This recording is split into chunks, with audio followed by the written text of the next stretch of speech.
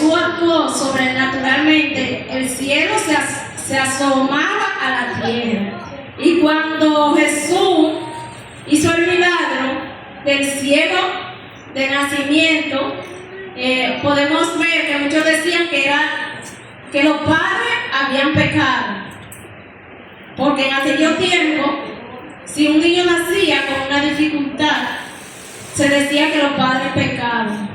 Pero Dios hizo que él naciera ciego para hacer ver cuán grande era su milagro.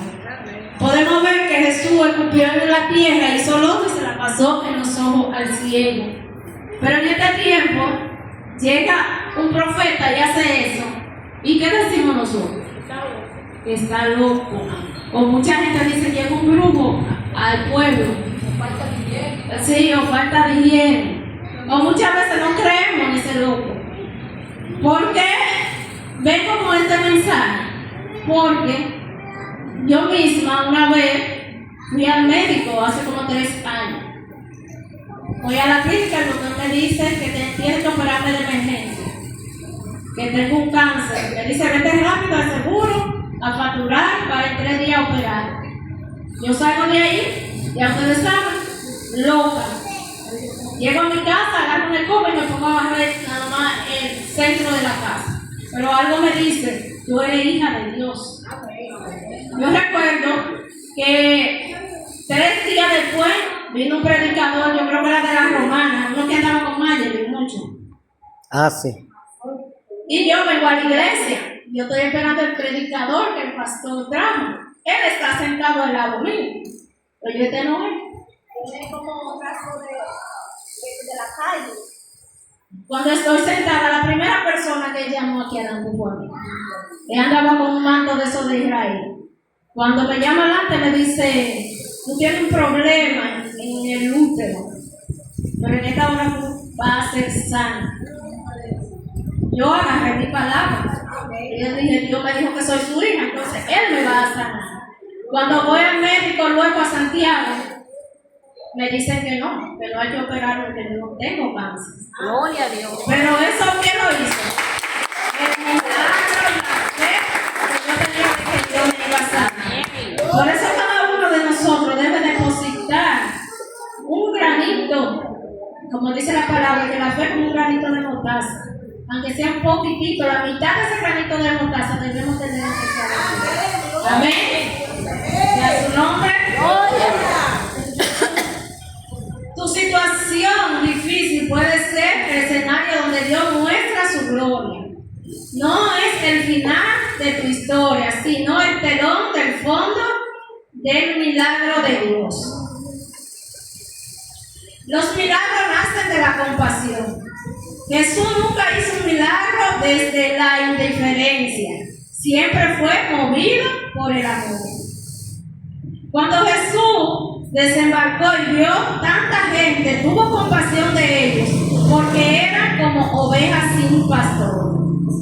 Antes de alimentar a los 5,000, lo vio antes de sanar al leproso y lo tocó. Movido por la compasión, Jesús extendió la mano y tocó al hombre. Ustedes saben que en aquel tiempo, el que tenía lepra lo aislaba. Era como la persona con COVID ahora, pero al principio, porque después todo el mundo estaba junto con el COVID. Y Jesús, para mostrar otro más de su milagro, tocó al leproso y lo sanó. ¿Pero qué sanó al leproso? La fe que él tenía. En aquella cultura, los leprosos eran intocables. Nadie lo tocaba, pero Jesús lo hizo primero. Antes de pronunciar la sanidad, el milagro comenzó en un toque de dignidad. Y ante la tumba de Lázaro, aunque sabía que lo resucitaría, la Biblia dice, el Hijo de Dios lloró. Dios llora contigo. No te observa desde lejos, con frialdad. Se sienta contigo en tu dolor antes de darte la victoria. Cuando estamos en esos momentos de angustia, de tristeza, que no sabemos qué hacer, Dios está ahí con nosotros durante la vida. Pero debemos saber buscarlo de corazón. Los milagros llaman a una fe activa. Pedro caminó sobre las aguas porque dio un paso. La mujer del flujo de sangre fue sanada porque se movió entre la multitud. Muchas veces estamos enfermos y nos quedamos en casa hasta que el milagro llegue a donde nosotros. Como vemos ahí, la mujer del flujo de sangre no se quedó tranquila. Me imagino que era una multitud como la que hacen los políticos, donde ella no podía pasar, pero ella se arriesgó y fue tras su milagro. Así debemos de ser nosotros. Muchas veces hasta por un dolorcito de cabeza nos quedamos en la casa, nos vamos a la iglesia, pero no sabemos si ese día y en ese lugar es que está nuestro milagro, nuestra sanación, nuestra salvación. Amén.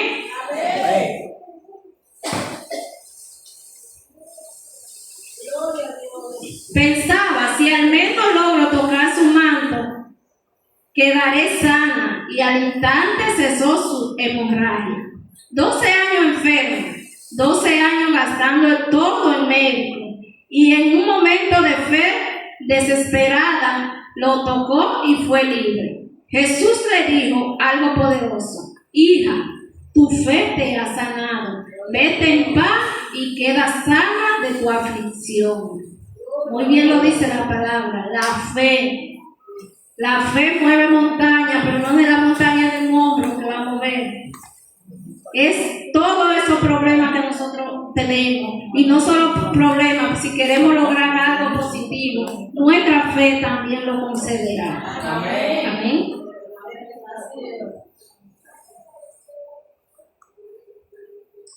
Del mismo modo, los 10 leprosos fueron sanados mientras caminaban. Mientras iban de camino, quedaron limpios. No fueron sanados antes de obedecer.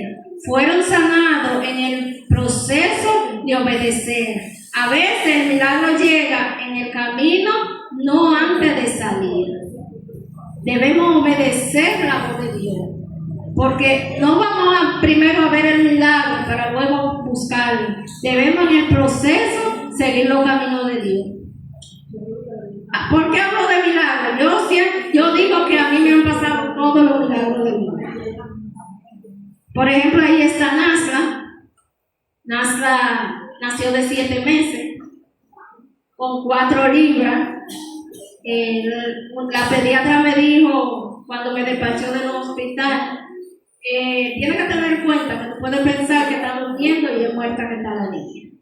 ¿Usted sabe lo frustrante que es para uno? Yo dormía con una mano arriba de la cabeza y estaba respirando. A los 15 días la llevo al pediatra. El pediatra me dice allá que la muchacha tiene síndrome de Down.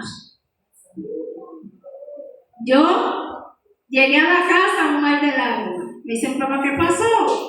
Y María me dice, ¿qué fue? ¿Te dijeron que se va a morir? Pues no, me dijeron que tiene síndrome de Down.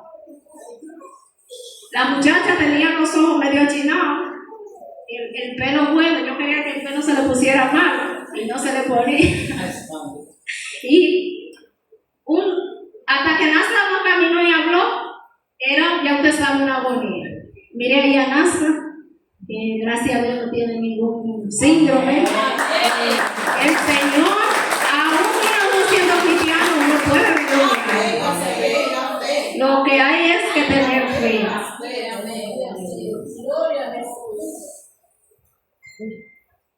Cuando Jairo llegó a decir a Jesús que su hija había muerto, todos se rieron, pero Jesús dijo, no tenga miedo, crean solamente y ella será salva.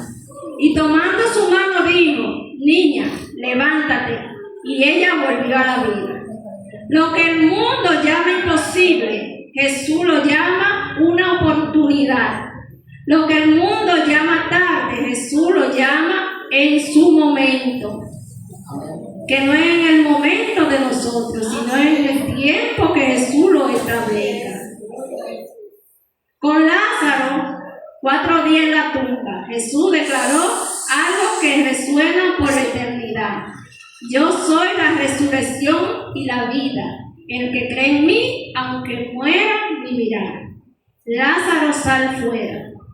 Hoy Jesús puede gritar tu nombre en medio de tu sepulcro, de desesperanza, de adicción, de fracaso. Él tiene poder para sacarte de cualquier tumba. Y ahí no se refiere a la tumba en el cementerio. Se refiere a cualquier problema que estemos atravesando. Él tiene ese poder para sacarnos. Pero ¿cómo lo vamos a lograr que Jesús nos saque de la tumba donde estemos encerrados? A través de la oración, a través del ayuno. Amén. Con el ayuno y la oración nosotros podemos lograr todo lo que nosotros nos propongamos. Pero algunas veces no queremos ayunar porque nos duele el estómago, porque estoy en el trabajo y no aguanto. Pero eso es lo que Satanás quiere. Cuando estamos en ayuno, todo el mundo nos brinda de todo. El día que no estamos en ayuno, nadie nos brinda nada. Pero ¿quién hace eso? Satanás, para que uno caiga. Jesús mismo explicó el propósito de su obra, pero sí expuso a los demonios por el Espíritu de Dios. Eso significa que el reino de Dios ha llegado a ustedes. Cada milagro era una invasión del cielo sobre la tierra, una declaración de que el reino de las tinieblas tiene un límite y el reino de Dios no tiene fin. Y ese mismo poder fue prometido a su iglesia. Amén. ¿A quién fue prometido ese poder? A la iglesia. ¿Y quién es la iglesia? Nosotros tenemos el poder para sacar espíritu, para hacer milagros, para hacer todo lo que nos propongamos. Le aseguro que el que cree en mí hará también la obra que yo hago y aún la hará mayores. Me dijo ahorita. El milagro supremo fue la cruz y la resurrección. Todos los milagros apuntan al mayor de todos. Cuando Jesús resucitó, el apóstol Pablo proclamó así: ¿dónde está, oh muerte, tu victoria? ¿Dónde está, oh muerte, tu aguijón? Dios lo resucitó, librándolo de la angustia de la muerte, porque era imposible que la muerte lo retuviera. La muerte no pudo retenerlo, porque Él vive, nosotros también vivimos. Pero quiero mostrarles que nuestra iglesia también puede hacer milagros. Y aquí han sucedido muchos milagros.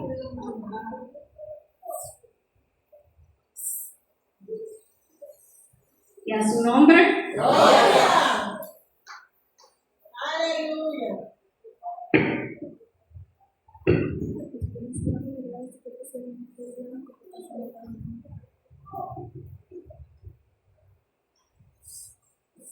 ¡Gloria a Dios! ¡Aleluya! ¡Gloria a Jesús!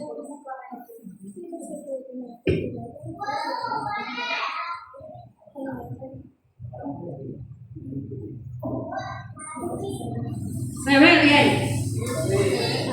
Miren, esa es mi hermana cuando dio algo a su niño, tenía como un mes.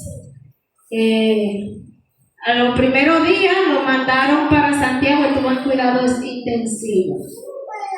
Yo siempre he creído en la oración del pastor. Me juzgaron mucho cuando esa vez se puso mal el niño y yo estaba desesperada. Nada más llamé al pastor para que haga la oración. Yo me acuerdo que en ese tiempo nos atacaron mucho a María y a mí, que creíamos más en la oración del pastor que la de nosotros. Pero yo siempre he dicho que el pastor es un hombre de fe. No es como, por ejemplo, yo me hacen algo, duro días resentida. El pastor olvida de una vez. Yo llamé al pastor, el pastor oró por el niño y los médicos decían que no le daban esperanza. Sin embargo, el niño se recuperó, le dieron de alta. Luego de eso, en estos días tuvo mi hermana aquí. Esa familia que ustedes ven ahí estuvo aquí. Algunos estaban aquí ese día. El niño, cuando ellos llegaron, yo salí a buscar al niño. Se lo traje al pastor. Ese día el pastor hizo un acto profético con los niños. El niño no caminaba. Se le habían dado mucha terapia ya. Se le habían hecho muchos estudios. Hasta para Estados Unidos se han mandado varios estudios. Ese día que yo lo traje al pastor, yo lo traje cargado, el niño no caminaba. Mientras el pastor oraba, yo sentía el Espíritu Santo y lloraba. E incluso el niño me dijo, Jeffrey me dijo, ¿por qué tú llorabas? Por la oración del pastor. Mientras el pastor oraba, el pastor le decía que se enderezaran su pierna. El pastor no sabía que el niño no caminaba, porque yo nunca le había dicho al pastor que el niño no caminaba. Sin embargo, el niño después de ese día no ha parado de caminar.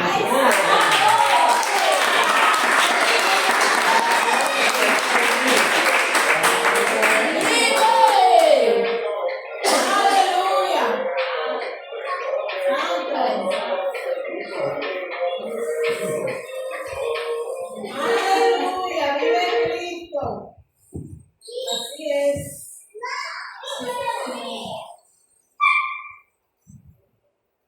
Y a su nombre. Quise traer esto para que viéramos que en nuestra iglesia sí hay fe. Que en nuestra iglesia sí suceden los milagros.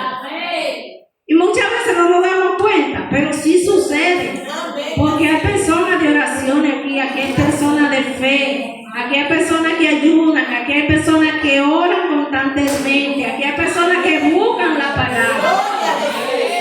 Entonces, debemos de darle el valor que nuestra iglesia se merece.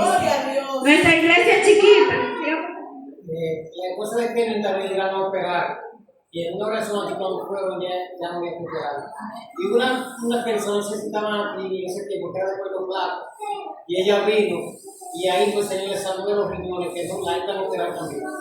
Ahora se de riñones. Amén.